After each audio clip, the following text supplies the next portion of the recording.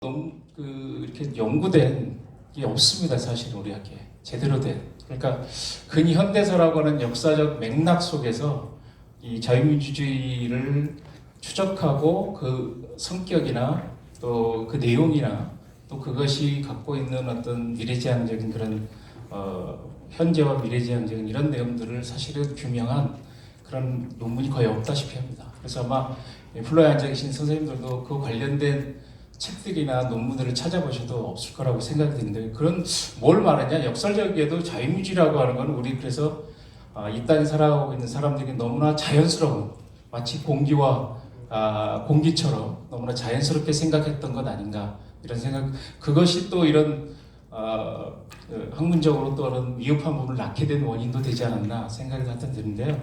그런 면에서 역사학 차원에서 우리 오영섭 소장님이 이렇게 자유민주주의, 특히 우남 이승만 박사의 자유민주주의론을 이렇게 추적하고 검토하셨다는 게 대단히 이제 저는 이제 감사를 먼저 드립니다.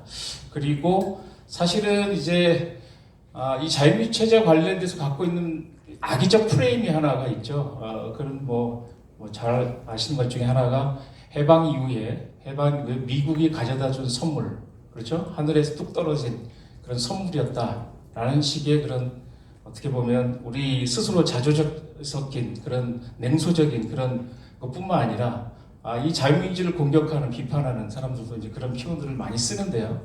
사실은 오늘 우리 오영섭 소장의 발표는 사실은 그것이 아니라 한말 이래로 우리가 근대 사회로 전환되면서 진입하면서 사실은 새로운 사상, 정치 사상, 체제 이런 것들을 고민하면서 사실은 피와 땀과 눈물과 열정으로 성취한 그런 우리의 역사적 성취물이다 라고 하는 것을 학술적으로, 학문적으로 저는 밝히고 있다는 점에서 대단히 의미가 있다.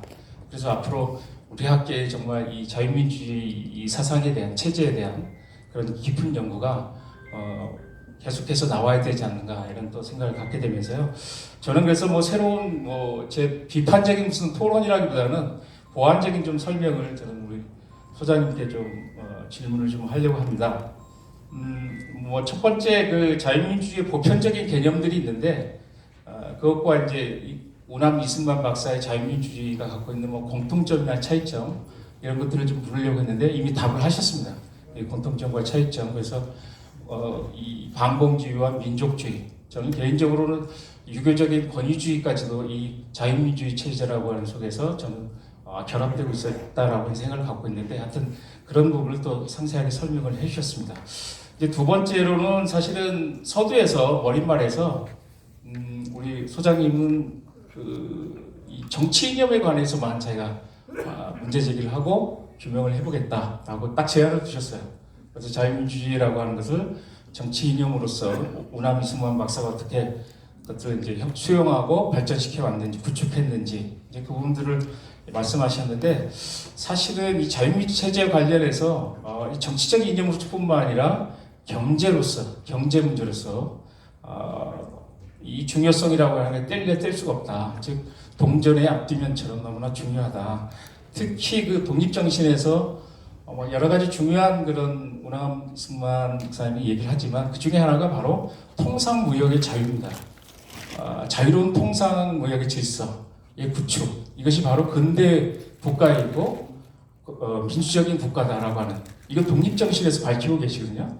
사실은 이 부분은 지금도 우리 현재 우리가 지금 직면한 문제와도 같습니다. 사실 미국과 중국의 이 패권 경쟁, 경제를 둘러싼 이런 패권 경쟁 속에서 우리가 어떤 진영에 쓸 것이냐라고 하는 굉장히 지금 혼란스럽고 힘든 우리의 상황이 있는데, 이 독립정신 이미 100여 년 이전에 오남 이승만 박사는 우리가 어떤 진영에 서야 된다라고 하는 것을 밝히고 계시거든요. 자유민주주의라고 하는 이런 진영, 특히 경제적인 부분에서 자유로운 통상의 질서를 어떻게 구축할 것이냐라고 하는 고민.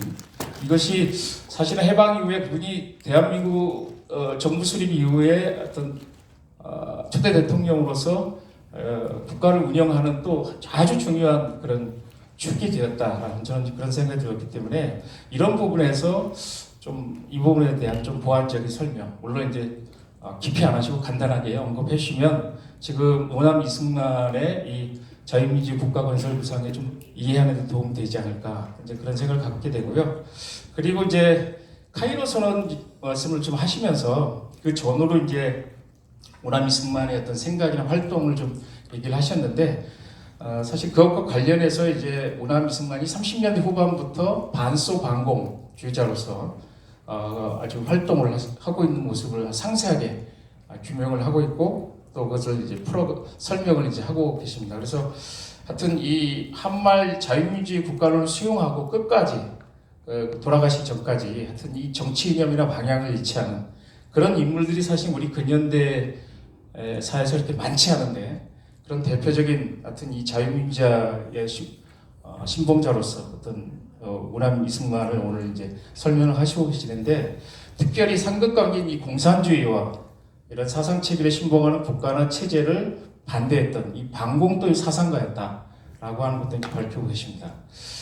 그러나 이제 소장께서도 너무 잘 아시는 바이지만 이런 부분을 이런 점을 때문에 사실은 오남 이승만을 비난하는 공격하는 이런 측면에서 해방 이후에 이 통일국가라고 하는 걸 포기하고 분단을 회책한 인물이다라는 식의 어떤 프레임을 건 그런 공격들이 지금도 이제 이어지고 있다라고 생각됩니다.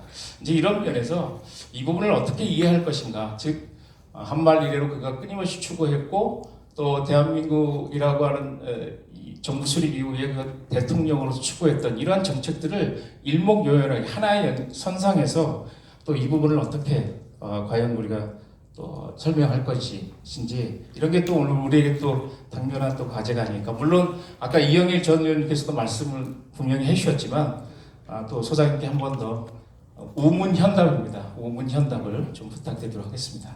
감사합니다.